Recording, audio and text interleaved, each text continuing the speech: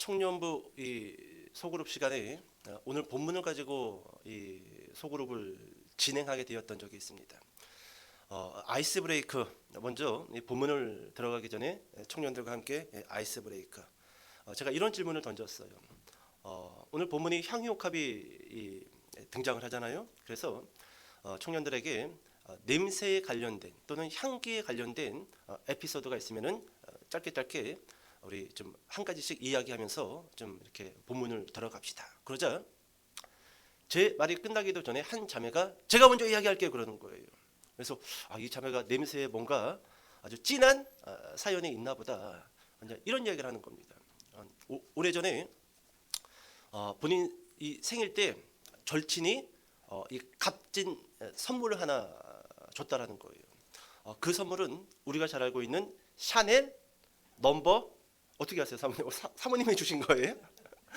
샤넬 그 유명한 넘버 5 향수를, 아주 고가의 향수를 선물로 받았다고 합니다.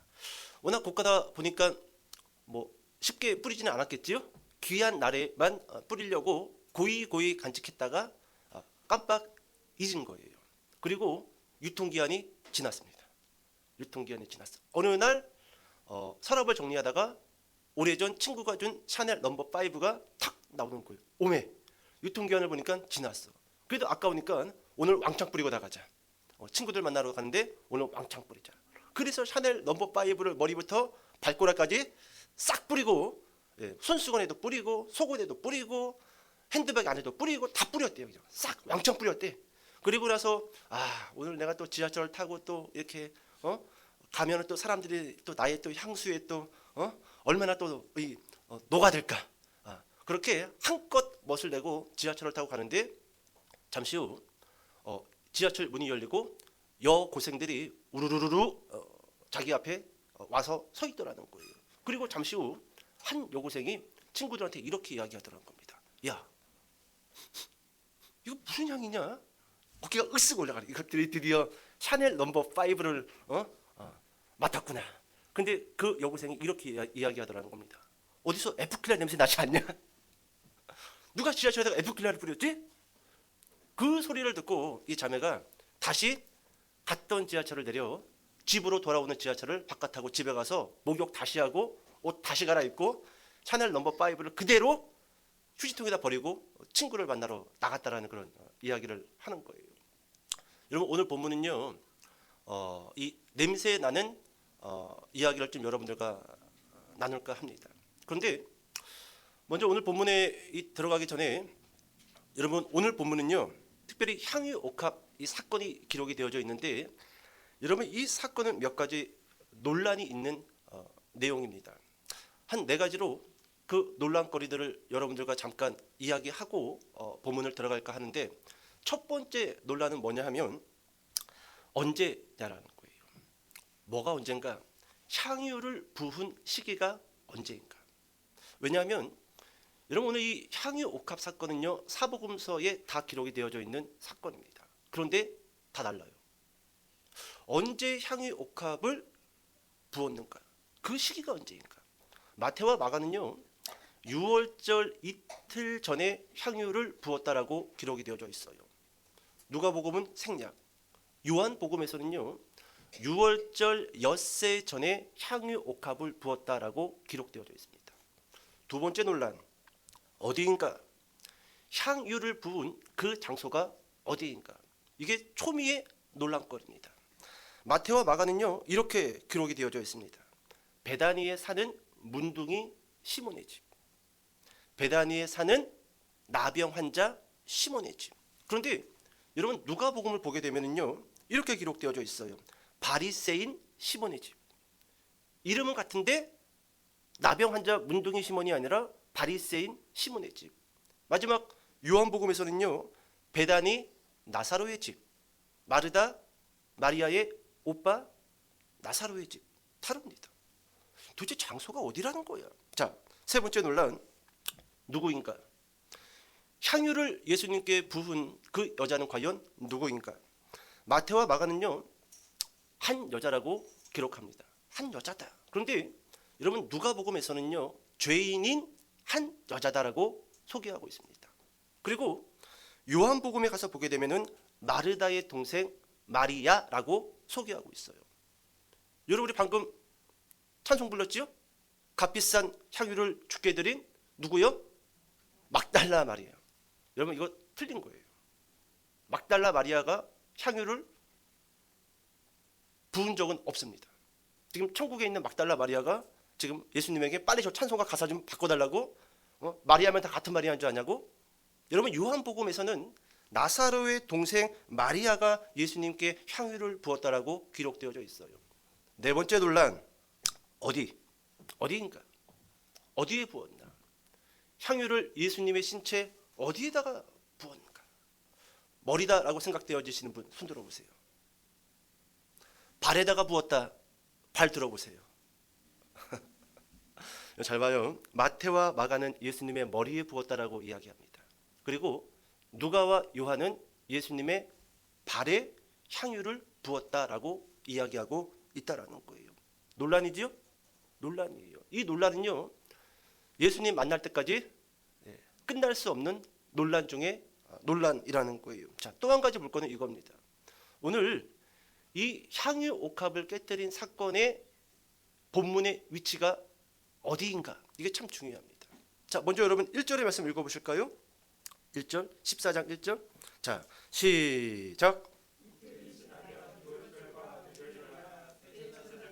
서기관들이 예수를 흉계로 잡아 죽일 방도를 구하며.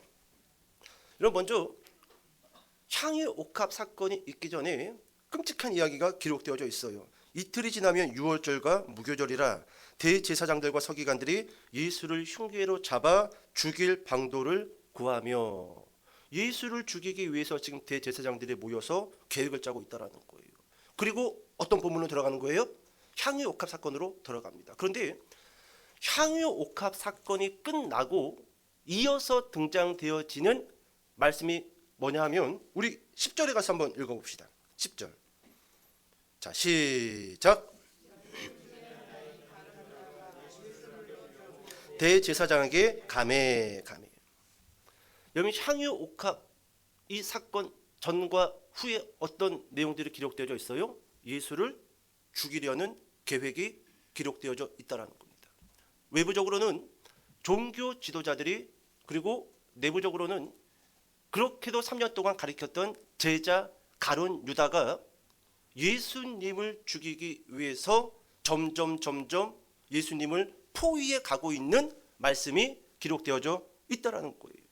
그러니까 여러분 이 저자 마가는요, 지금 이 향유 옥합 사건을 그 두 개의 사건 사이에 샌드위치식으로 집어넣음으로 인해서 우리에게 어떤 시그널을 보내고 있냐면 예수님의 죽음이 임박했다. 외부적으로 그리고 내부적으로 이제 곧 예수 그리스도가 잡혀 끌려가서 십자가 처형을 통하여 죽게 될 거라는 그 시그널을 마가 저자는 우리에게 보여주고 있다는 거예요. 자, 또 한 가지 여러분 오늘 본문 들어가기 전에 보고 싶은 말씀이 여러분 이겁니다. 여러분 오늘 본문에는요, 네 종류의 사람이 등장하고 있어요. 첫 번째 종류의 사람은 어떤 사람인가? 기득권이라는 옥합을 지키기 위해서 예수님이라는 옥합을 깨트리는 자예요. 여러분 이런 사람 되지 마시기 바랍니다. 자신이 누리고 있는 그 기득권이라는 그 옥합을 지키기 위해서 예수님이라는 옥합을 깨트리는 자. 두 번째 등장하는 사람은 어떤 사람들인가? 물질의 옥합을 얻기 위해서 예수님이라는 옥합을 팔아버리는 자예요. 우리 이런 사람들 많지요? 물질 때문에 물질을 더 얻기 위해서 예수님이라는 그 옥합을 깨트리는 자, 또는 팔아버리는 자. 자, 세 번째 등장하는 사람은 더 귀한 옥합과 덜 귀한 옥합을 구분하지 못하는 자. 누굴까요? 안타깝게도 제자들이에요. 더 귀한 옥합과 덜 귀한 옥합을 구분하지 못하고 여전히 헤매고 있는 자. 자, 네 번째 등장하는 사람은 영원하신 옥합을 위해서 영원하지 않은 자신의 옥합을 깨트린 자. 누굴까요? 마리아. 영원하신 분을 위해서 영원하지 않은 자신이 가지고 있는 그 옥합을 과감히 예수 그리스도를 향하여 깨트린 자, 마리아. 이렇게 네 사람이 등장합니다. 여러분들은 지금 어디에 해당되십니까? 이 네 종류의 사람이에요. 기득권을 지키기 위해서 예수 그리스도라는 옥합을 깨뜨리는 자, 물질 때문에 예수 그리스도라는 옥합을 팔려고 생각하고 있는 자, 더 귀한 옥합과 덜 귀한 옥합을 구분하지 못해서 여전히 인생을 허비하면서 방황하고 있는 자. 네 번째, 영원하신 그분을 얻기 위해서 영원하지 않은 내가 소유한 옥합을 과감히 깨트리는 자. 깨트리는 자. 자, 이제 오늘 본문으로 들어와서 자, 14장 3절의 말씀을 같이 한번 읽어보도록 하겠습니다. 3절입니다. 자, 시작.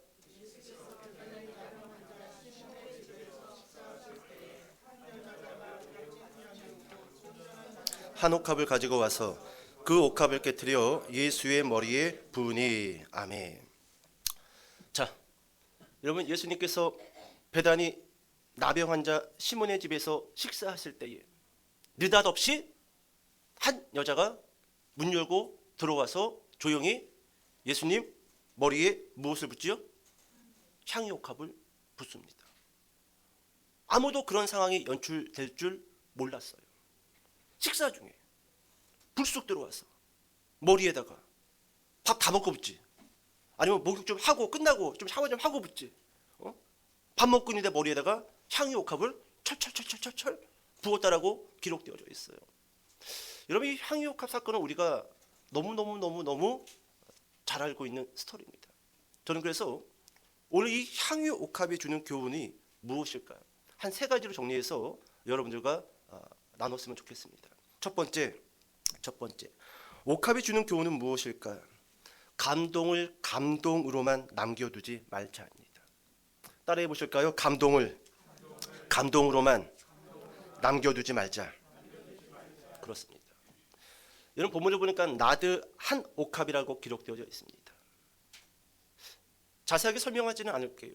나드 한 옥합. 옥합 안에 나드 향이 가득 들어있어요. 그냥 우리 뭐 참기름병 정도로 한번 생각해 볼까요? 거기에 나드라는 아주 값진 향유가 들어있는 겁니다.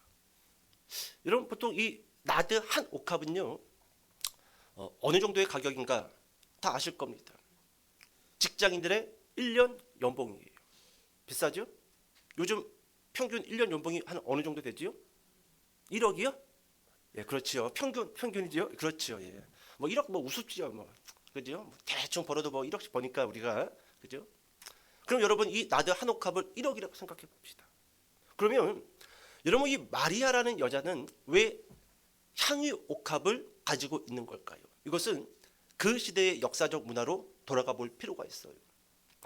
여러분, 결혼을 할 때 처녀들은 결혼 지참금으로 나드 한 옥합을 준비했습니다.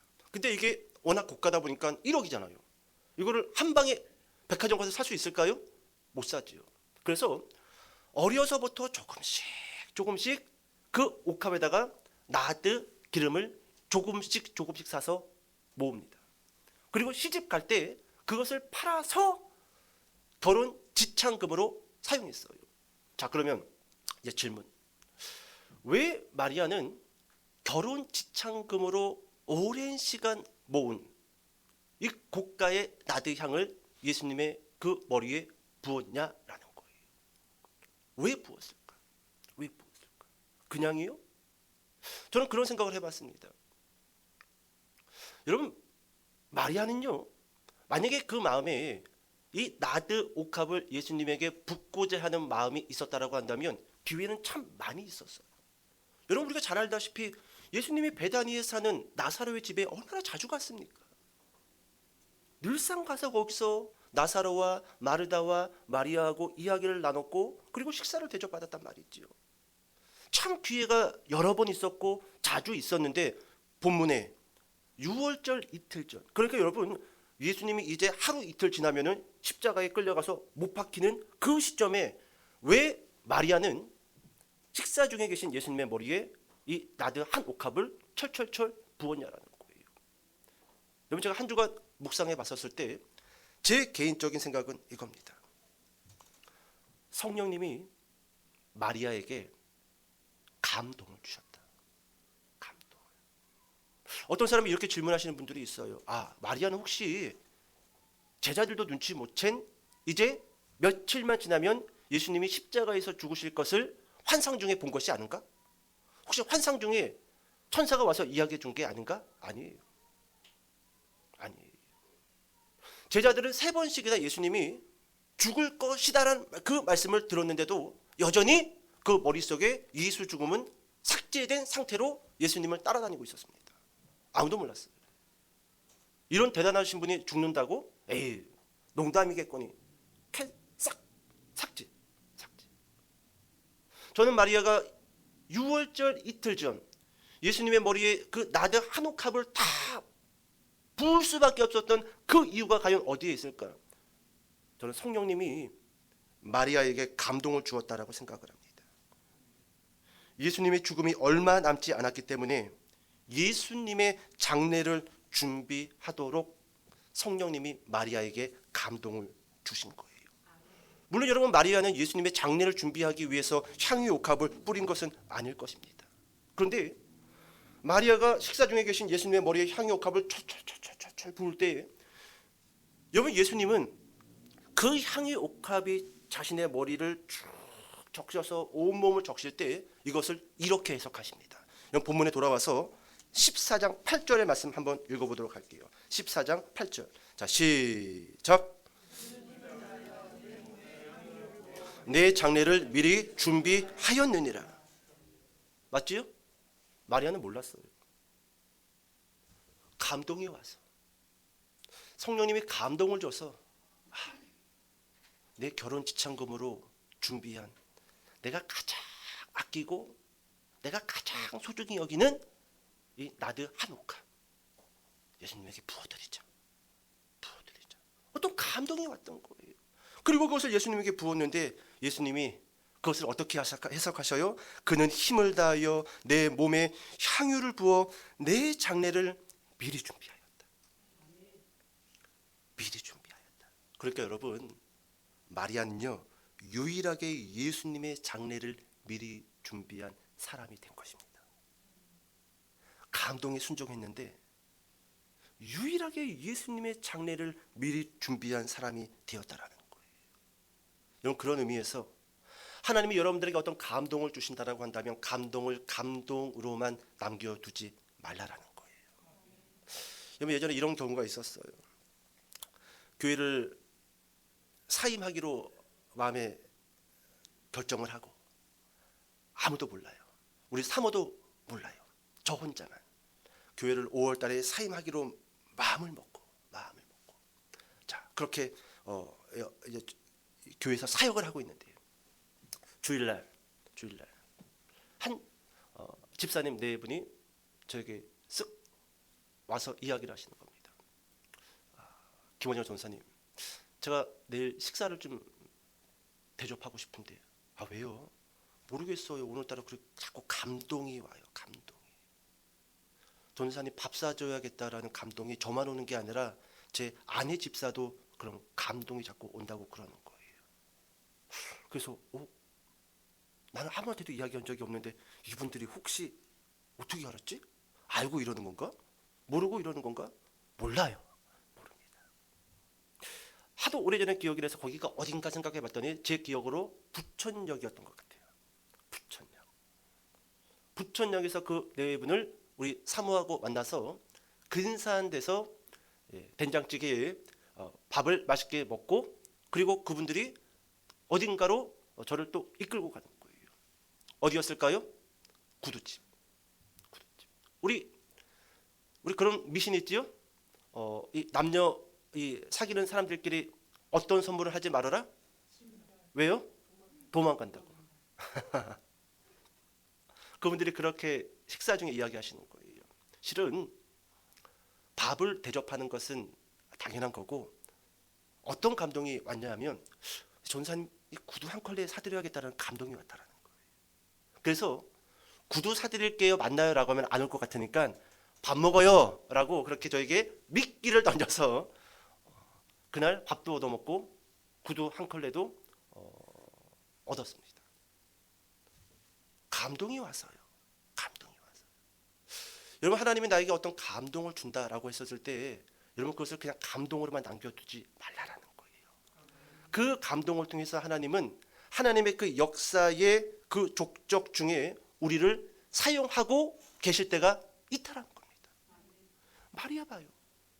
감동이 와서 향유 옥합을 예수님께 깨뜨렸는데 그것이 유일하게 사람 중에 예수님의 장례를 미리 준비한 사람이 되었다라는 것이죠. 자, 두 번째, 여러분들과 나누고 싶은 말씀은 이겁니다. 향유 옥합이 주는 교훈은 무엇인가? 예수님을 위한 소비는 허비가 될 수 없다라는 거예요. 따라해 볼까요? 예수님을 위한 소비는 허비가 될 수 없다. 그렇습니다. 자, 우리 4절로 와서 14장 4절의 말씀 읽도록 하겠습니다. 14장 4절. 자, 시작.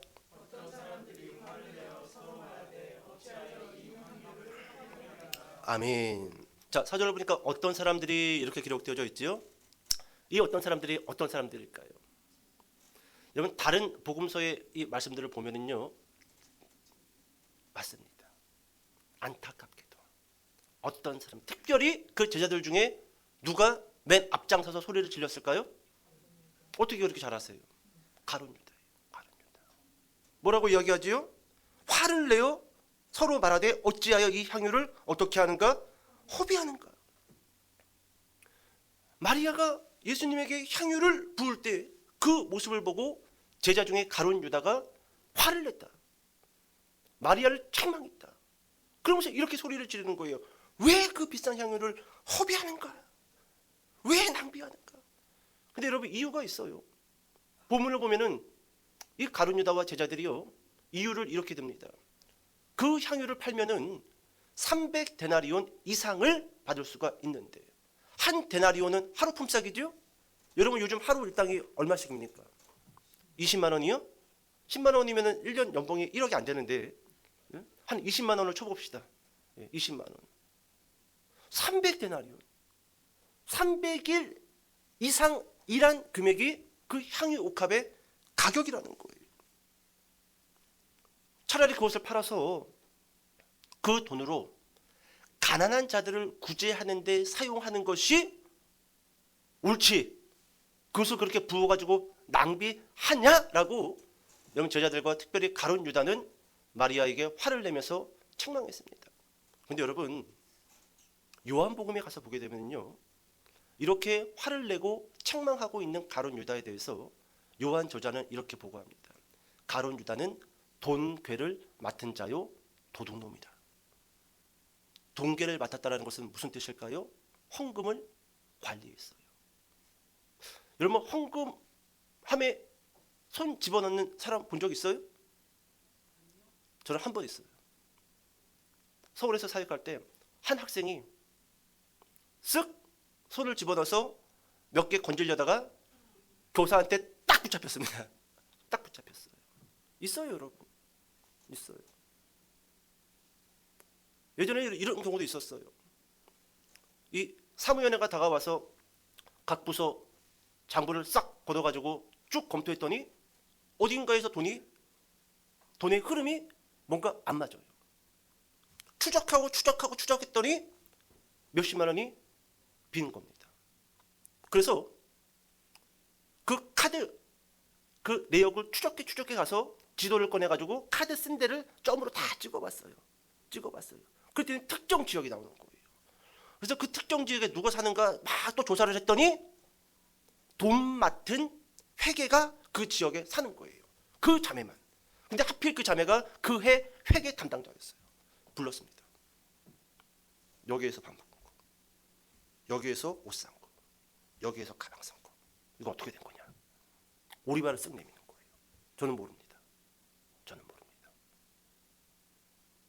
내가 눈 감아줄 테니까 진실되게 이야기해라. 여기서 밥을 누가 먹었냐? 이날은 주일도 아니고 예배 시간도 아니고 목요일 저녁 7시 무렵이다. 우리 청년들이 거기 가서 밥 먹을 일도 없고 이 카드가 분실되지 않는 한 거기서 밥 먹을 사람은 내가 봤을 때 너밖에 없는 것 같다. 그랬더니 고백을 하는 거예요. 제가 먹었습니다. 제가 밥 먹었고 제가 이 법인카드로 제 가방 사고 제 옷 사고 제 화장품 샀습니다. 다 갚으라고 할 수는 없었고 10만 원만 네가 정성을 모아서 채워놓고 나머지는 내가 당회에 보고를 해서 이것을 조치하겠다. 그래서 10만 원만 받고 그냥 그렇게 넘어갔던 적이 있어요. 여러분, 가룟 유다가 그와 같은 사람이었어요. 동계를 맡은 자인데 슬쩍 그 헌금에 손을 대서 자기 주머니에다가 열심히 챙겼던 사람입니다. 그럼 여러분, 가룟 유다가 지금 왜 화를 내는 걸까요? 이거예요. 저거를 팔면은 1년 연봉보다 더 많은 돈을 헌금으로 받을 수가 있고, 그럼 내가 챙길 수가 있는데 지금 본인이 챙기지 못했기 때문에 여러분, 마리아를 책망하고 있는 거예요. 책망하고 있다는 것이죠. 여러분, 이렇게 가룟 유다가 마리아를 책망하고 화를 낼 때 예수님이 이렇게 대답하십니다. 우리 6절 말씀 같이 한번 읽어볼까요? 6절. 자, 시작.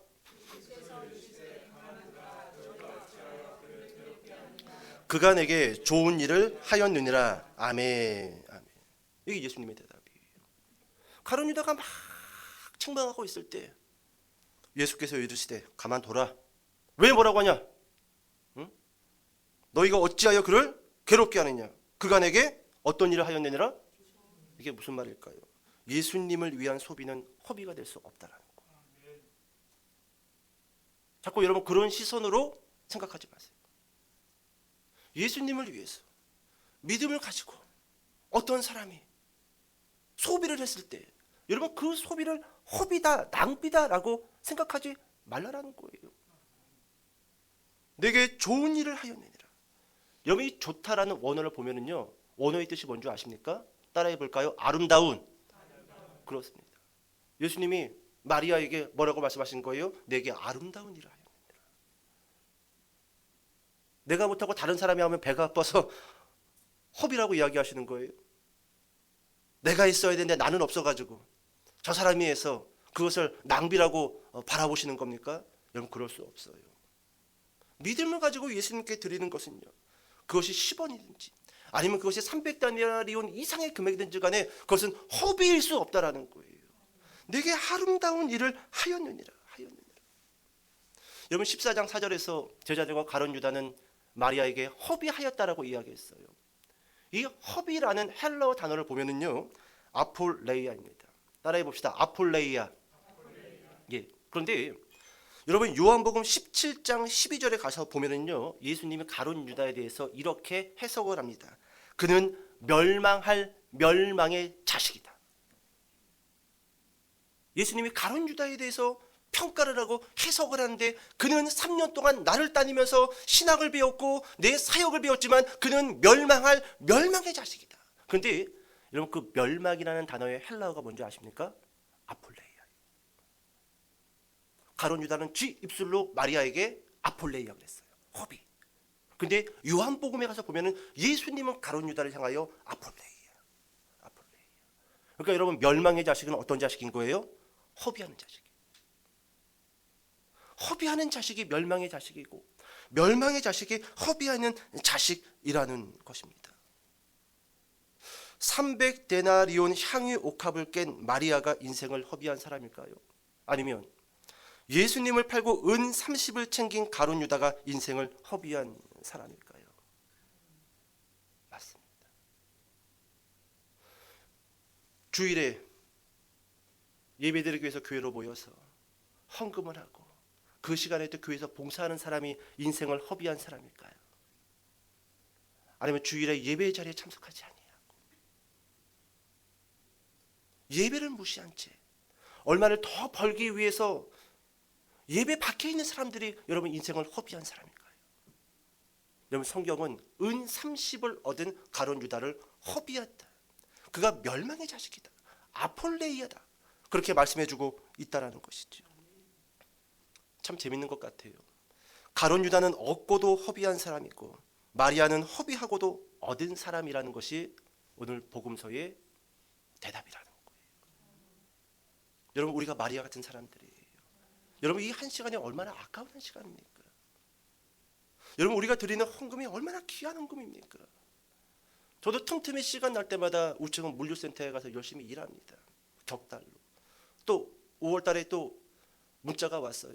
일하실 수 있겠냐고. 당연히 할 수 있다고. 저는 월요일마다 우체국에 가서 일해요. 12시간, 11시간 그 무거운 물류들을 정리하면서 일합니다. 일해요. 근데 여러분 그렇게 땀 흘리고 여러분 일할 때 목회자인 제 마음에 어떤 마음이 드냐면 성도들이 내는 그 헌금은 피와 눈물과 땀이다라는 생각을 가지고 있어요. 제가 그것처럼 일을 하지 않는다라고 한다면 성도들의 헌금, 교회의 재정을 가볍게 여기겠지요. 그것을 쉽게 쓰겠지요. 근데 그럴 수 없어요. 저도 여전히 노동의 현장에서 일을 하고 있는 사람들이기 때문에 여러분들이 얼마나 힘들게 번 돈을 교회에다가 헌금하고 있는지 누구보다 잘 알고 있다라는 것이지요. 근데 여러분 오늘 성경의 평가, 얻고도 허비한 사람이 있고 허비하고도 얻은 사람, 오늘 우리가 마리아 같은 사람들이라는 거예요. 하나님께 시간을 드리고 하나님께 물질을 들여서 세상의 사람들이 너는 시간을 허비하고 있어, 너는 예수를 믿음으로 인해서 돈을 허비하고 있어라고 말할지 모르겠지만 하나님의 평가는 그렇지가 않아요. 너는 허비했지만 얻은 사람이다. 얻은 사람이다. 자, 그렇다면 여러분 얻은 자와 허비한 자의 차이는 과연 무엇일까요? 누군가는 얻은 자가 되고 누군가는 허비한 사람이라고 말씀하고 있는데 그 차이가 뭐냐라는 거예요. 여러분 그 차이는 이겁니다. 나의 옥합과 나의 보물이 어디에 쌓이느냐의 차이일 뿐이에요. 여러분들은 어디에다 쌓고 싶습니까? 여러분들의 옥합을, 여러분들의 보물을 어디에 쌓아뒀으면 좋겠습니까? 성경은 명확하게 이야기합니다. 우리의 옥합과 우리의 보물이 어디에 쌓이느냐. 이 땅에 쌓인다라고 한다면 허비하는 인생을 산 사람이고, 우리가 가지고 있는 보물이 그 하늘나라에 쌓고 있는 사람이라고 한다면 그 사람은 허비한 인생이 아니라 얻은 자다, 아름다운 일을 한 자다라고 하나님은 우리를 평가해주고 있다라는 것이지요. 여러분 얻고도 있는 자가 되지 마시고 잃었지만 얻는 자가 되시기를 주님의 이름으로 축복합니다. 자, 세 번째, 이 옥합은 우리에게 어떤 교훈을 주는 말씀인가? 은혜를 받은 자는 헌신과 감사가 있다. 이게 제가 여러분들과 마지막 세 번째로 나눌 말씀입니다. 따라해 볼까요? 은혜를 받은 자는 헌신과 감사가 있다. 그렇습니다. 여러분 마르다의 동생 마리아. 여러분 이 마리아는 예수님에게 어떤 은혜를 받은 걸까요? 여러분 제가 아까 전에 이 오늘 본문을 시작하면서 몇 가지 논란거리들을 여러분들에게 먼저 이야기를 드렸습니다. 근데 그 논란거리를 하나의 스토리로 묶으려고 하면은요, 어떤 스토리가 나오냐면 문둥이 시몬 그리고 이 바리새인 시몬은 같은 한 사람이라는 결론에 도달합니다. 그러니까 나병 환자 시몬으로 불렸던 사람의 전직이 뭐였던 거예요? 바리새인이었던 겁니다. 종교 지도자입니다. 근데 이 시몬, 전직이 바리새인이었지만 지금은 나병 환자인 이 시몬이 그럼 과연 왜 이 마리아와 한 가정에서 가족으로 묶여지고 있는 건가? 그래서 학자들은 거의 대부분 이 바리새인이었던 문둥이 시몬이 마르다의 남편으로 학자들은 이야기를 하고 있어요. 거의 대부분이에요. 거의 대부분이에요. 근데 여러분 예수님이 여러분 그 나사로의 집에 가서 날마다 이 식사도 대접받고 그리고 그곳에서 때로는 잠을 주무시기도 합니다. 물론 그곳에서 샤워도 하셨겠지요. 예. 그러면은 마르다의 남편 여러분 그 문둥이 시몬을 예수님이 고쳐주지 않았을까요? 당연히 고쳐줬죠. 이게 향유 옥합을 예수님께 깨뜨린 마리아가 받은 첫 번째 은혜예요. 우리 형부, 참 고생한 형부, 나병 걸려가지고 사람들에게 죄인 취급받고 마을에도 들어오지 못했던, 베다니에서 태어나서 베다니에서 자랐던 우리 형부, 베다니 마을에서 쫓겨나서 저 산속 어딘가에서 동굴에서 지내고 있는 우리 형부. 근데 어느 날 예수님이 그 가정에 찾아와서 문둥이 시몬, 전직이 바리새인이었던 그 시몬 형부를 만나서 깨끗하게 고쳐주신 거예요. 여러분 그 마르다, 언니 마르다, 여러분 무슨 소망이 있었겠습니까? 남편은 나병 환자가 돼가지고 어딘가를 쫓겨나 있고 웃을 수 있었을까요? 기쁨이 있었을까요? 아니죠. 근데 예수님이 그 가정에 오자 남편을 만나게 되고 다시금 잃어버린 소망이 생기고 기쁨이 생기고, 그러니까 여러분 이 마르다는요, 예수님이 오시면은 어디로 막 뛰어가야 돼요? 부엌으로 뛰어갔던 거예요. 우리 예수님 오셨는데 그냥 오늘 예수님 오셨는데 뭐 해드릴까 그냥 맨날 그랬던 거 너무너무 기뻤던 거예요. 기뻤던 겁니다. 이게 여러분 마리아가 예수님께 받은 첫 번째 은혜예요. 두 번째. 오빠 누구요? 나사로. 그럼 나사로가 죽잖아요. 병으로 죽잖아요. 근데 예수님이 늦지막하게 오셔가지고 오빠 살려줘요, 냅둬요? 살려주시죠. 감긴 채 무덤에서 뛰어나옵니다.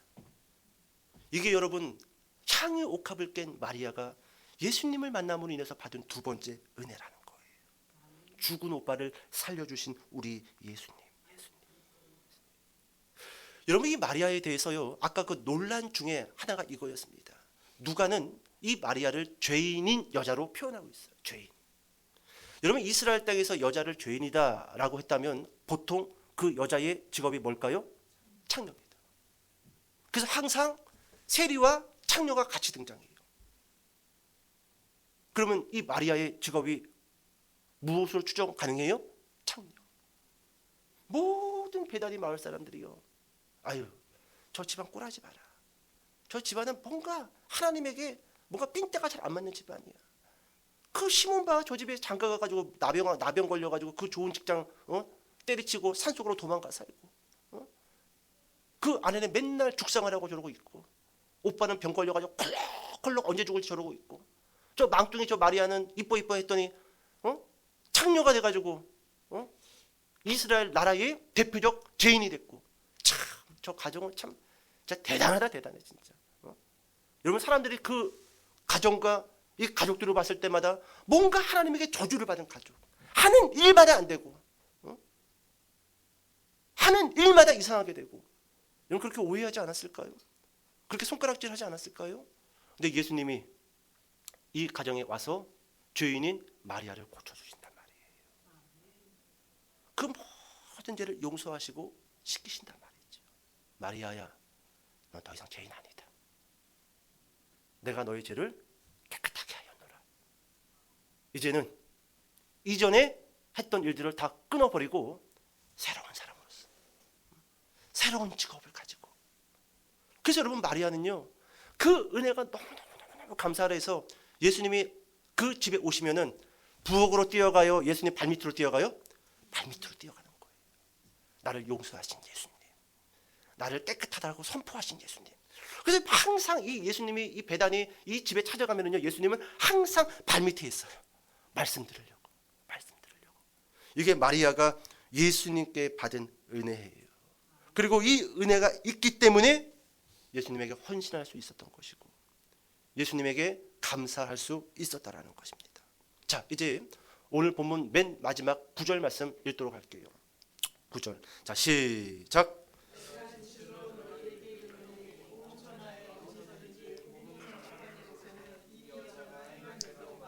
그를 기억하리라 하시니라. 아멘. 여러분 예수님은 이 향유옥합을 깨뜨린 마리아에 대해서 마지막 이렇게 말씀하십니다. 복음이 전파되는 곳에는 이 여자가 행한 일도 말하여 그를 기억하리라. 그를 기억하리라. 이렇게 정리해 봤습니다. 여러분 복음의 열매는 헌신과 감사로 나타나야 된다. 잘 기억하세요.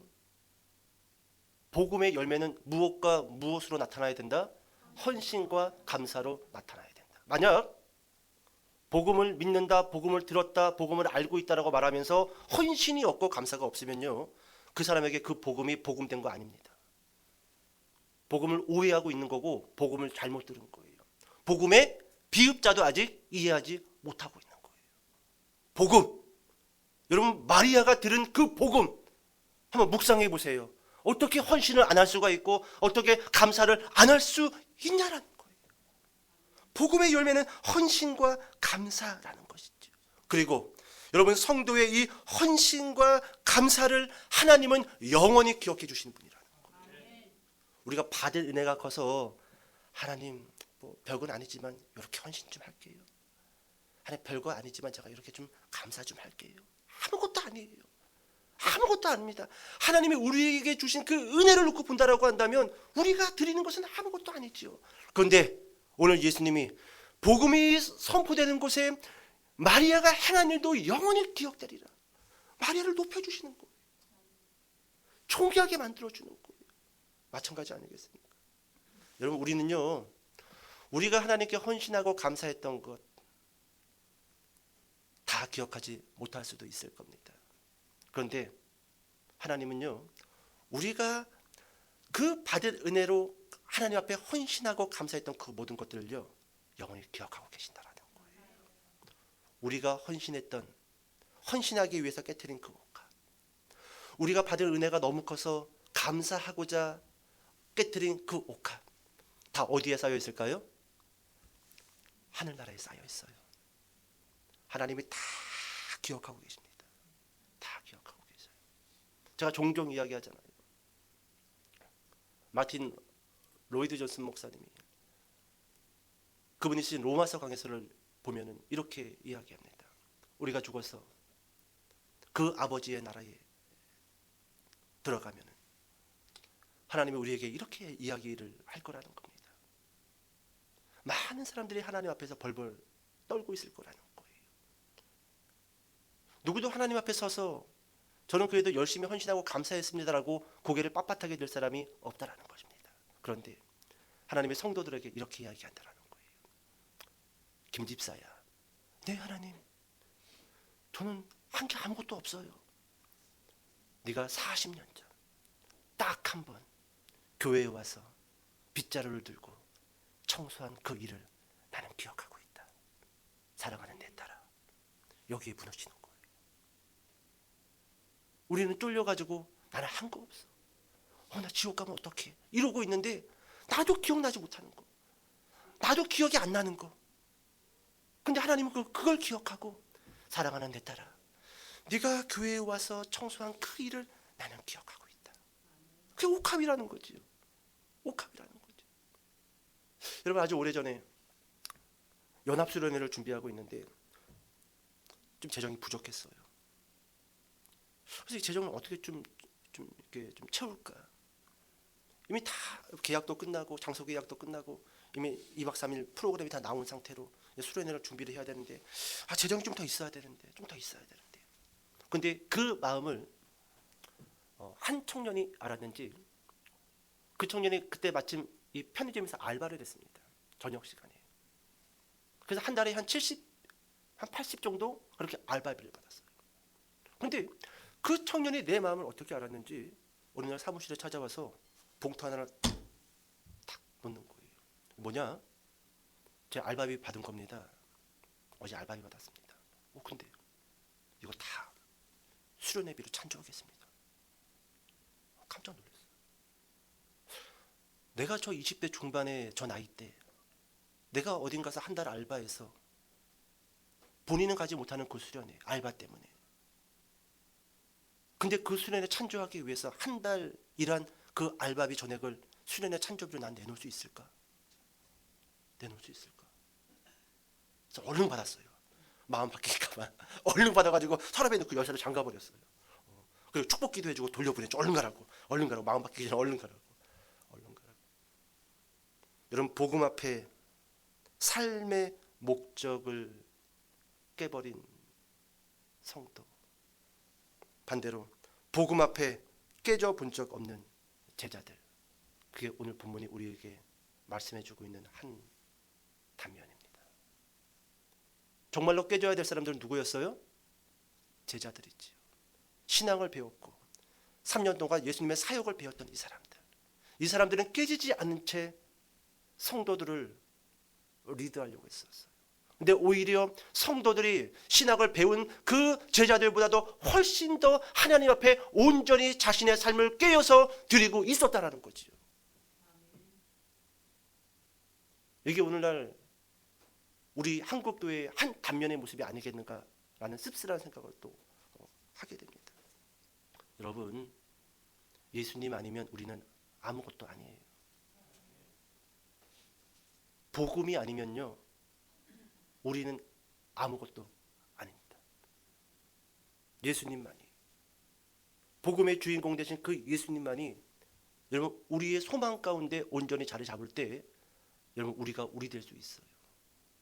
우리의 삶이 아름다울 수 있고 우리가 하는 모든 일과 우리가 세운 모든 계획이 아름다운 일로 바뀌어질 수 있다는 겁니다. 복음 부끄러워하지 마세요. 좀 사도 바울이 로마서 1장 16절에 이렇게 말씀하시죠. 내가 복음을 부끄러워하지 아니하노니 이 복음은 모든 믿는 자에게 구원을 주시는 하나님의 능력이 됨이라. 능력이 됨이라. 그럼 복음 부끄러워하지 마세요.